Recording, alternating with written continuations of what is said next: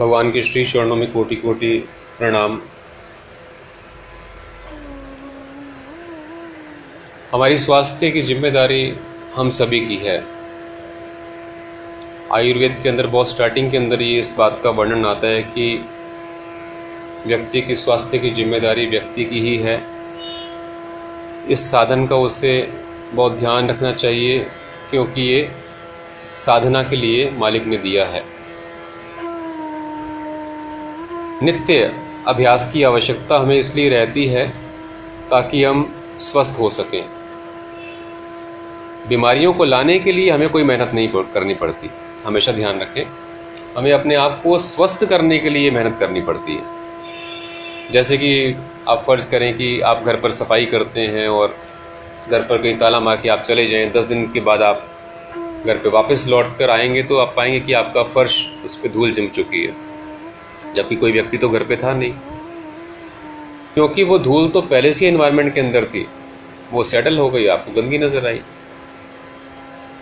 इसको दूसरे एग्जाम्पल से समझ लेते हैं। जैसे देश की जो सेना है, आर्मी है, वो बराबर हमारे बॉर्डर्स पे रहती है देश की रक्षा करने के लिए, फिर भी घुसपैठी अंदर घुस के आ जाते हैं और हमारे देश को नुकसान करते हैं। जबकि आर्मी तो बहुत सतर्क रहती है, फिर भी कहीं ना कहीं से कुछ ना कुछ गलती हो जाती है, चूक हो जाती है और इस तरीके से वो अंदर आ जाते हैं। ठीक इसी प्रकार से जो बीमारियां होती हैं वो नित्य हमारे आसपास हमें घेर के रखती हैं। वो बस ये देखती हैं कि किस टाइम पर ये व्यक्ति गलती करे, चूके और हम इसके अंदर जाकर बैठ जाएं। इसलिए नित्य सतर्क रहिए, ये बहुत मुख्य बात है। तो ये तो था कि बीमारियां किस तरीके से प्रवेश करती हैं जब हम सतर्क नहीं होते। अब मालिक ने बहुत हमारी हेल्प की हुई है, बहुत सारी औषधियां हैं हमारे को ठीक करने के लिए। उन औषधियों के अंदर जैसे भोजन आपकी औषधि है, जैसे माता पिता गुरुजनों का आशीर्वाद आपकी औषधि है, उनकी सेवा आपकी औषधि है। सेवा, सिमरन, सत्संग, हरि भजन, हरि कीर्तन, ये सब औषधियाँ हैं प्रकृति की। और औषधियाँ जो हमें पेड़ पौधों से मिलती हैं वो हैं। और संगीत आपकी औषधि है, नृत्य आपकी औषधि है, ये सब आपको ठीक करने के लिए। इनमें भी एक बहुत दिव्य औषधि है जो प्रकृति स्वयं है। तो अपने आप को स्वस्थ करने के लिए हमें प्रकृति के अंदर नित्य जाने की आवश्यकता है। मोबाइल का युग है और हमें ऐसा लगता है कि घर पे बैठे बैठे हम सारे काम कर लेते हैं। In the few clicks of mobile phone हम सारा बैंकिंग का काम कर लेते हैं, घर पर भोजन मंगा लेते हैं, अपनी कैब्स को बुक कर लेते हैं, ठीक है ना, बहुत सारे संदेशों का आदान प्रदान कर लेते हैं, गेम्स खेल लेते हैं। तो हम सोचते हैं कि हम शायद तब बहुत स्मार्ट हो गए हैं कि बैठे बैठे हमने सारे काम कर लिए। लेकिन इसमें हम बहुत बड़ी चूक कर देते हैं कि मालिक ने जो हमें ये शरीर दिया है, ये जो मसल्स दिए हैं, ये तो मेहनत के लिए दी हैं और मेहनत से हम बच जाते हैं। सिर्फ अपनी उंगलियों को चलाते हैं अपनी स्क्रीन के ऊपर, बाकी सब मांसपेशियों के ऊपर हम काम नहीं करते, अंगों के ऊपर काम नहीं करते और नित्य हम लोग बीमार पड़ते जा रहे हैं। और स्ट्रेस, एंजाइटी, डिप्रेशन, आजकल तो ये बज़वर्ड्स हैं, नित्य हम सुनते रहते हैं। हर एक व्यक्ति बोलता है कि मुझे स्ट्रेस हो गया। डॉक्टर्स के पास भी जाएंगे कोई बीमारी लेकर तो बोलेंगे आप अपने स्ट्रेस को कम करिए, आपको एंजाइटी हो गई, आपको डिप्रेशन हो गया। आज से 50 या 100 साल पहले इन शब्दों के विषय में कोई जानता भी नहीं होगा। तो फिर अब आप समझें कि हमने स्मार्ट वर्किंग की है या फिर बहुत बड़ी बेवकूफ़ी की है प्रकृति के अंदर ना जाके।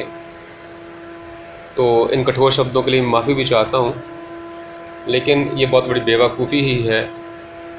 अब अपने आप को हील करने की आवश्यकता है। तो आप जानते हैं पंच तत्वों का आपका शरीर है।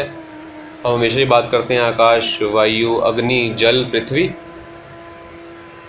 ये आउट ऑफ ऑर्डर हो जाते हैं तो हम बीमार हो जाते हैं, आउट ऑफ बैलेंस जाते हैं तो हमें व्याधियाँ चिपक जाती हैं। अब बस इतना ही करना है आपने, अपने घर से बाहर निकलिए। मालिक ने बड़ी सुंदर प्रकृति बनाई है। ये पंच तत्व बाहर भी मौजूद हैं, खुले के अंदर भी। बाहर जाइए, सर्वप्रथम आकाश का तत्व, खुले आकाश के अंदर जाइए, ऊपर देखिए आकाश को, नीले रंग का आकाश है, बादल हैं, पक्षी हैं, तारे हैं, चांद है, सूर्य है, इन सब को आप देखिए, प्रकृति की इस ब्यूटी को देखिए और मालिक का शुक्राना करिए, तो आपका आकाश का तत्व ठीक होना शुरू हो जाएगा। फिर बात है वायु की।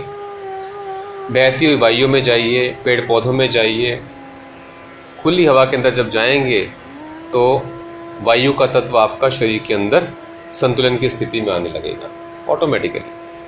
फिर बात करें हम अग्नि, भगवान सूर्य की प्रेजेंस में जाइए, हमारे गुरु के रूप में, हमारे पिता के रूप में है, पूरे विश्व को रोशनी से जागृत करते हैं, अंधकार दूर करते हैं, और 7 रंगों की रोशनी है उनके अंदर जो 7 चक्रास के ऊपर जब पड़ती है तो वो 7 चक्र भी अपनी संतुलित अवस्था के अंदर आते हैं। तो इस तरीके से अग्नि का तत्व और भी चीज़ों को फिर संतुलन की स्थिति में लेके आता है। फिर बात करें जल, तो प्रकृति में हो सके तो यदि संभव हो पाए तो वाटर बॉडीज़ के पास जाएं, जैसे सागर, महासागर, किसी नदी के पास, किसी झरने के पास, किसी तालाब के पास। संभव ना हो सके तो फिर भी आप प्रकृति में जाएंगे तो जल के तत्व से आप लाभान्वित होते रहेंगे, क्योंकि जल का तत्व तो मौजूद रहता है हवा के अंदर भी। फिर है पृथ्वी, यानी कि धरती माँ। तो नंगे पांव जब धरती पे आप चलने लगेंगे, मेहनत करने लगेंगे, तो ऑटोमेटिकली आपके शरीर के अंदर पृथ्वी का तत्व भी संतुलन की स्थिति में आने लगेगा। तो बाहर प्रकृति में जाती ही आपकी प्राकृतिक चिकित्सा होने लगती है। तो ये एक बहुत समझदारी वाला काम है।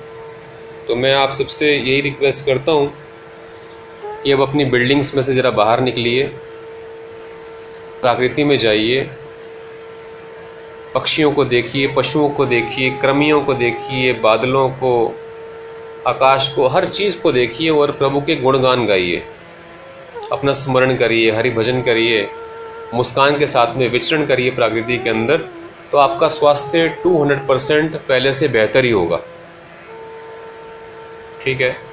और बड़े सारे लोगों को आपने इस विषय में बताना भी है, ताकि जो बेचारे अस्वस्थ हैं, दवाइयों पे जिनकी डिपेंडेंसी हो गई है, वो शने शने इनसे बाहर निकलें, तभी वसुधैव कुटुंबकम हो पाएगा। इस टिप के लिए प्रभु का धन्यवाद करें। बोलो सच्चिदानंद भगवान की जय, बोलो भक्तवत्सल भगवान की जय।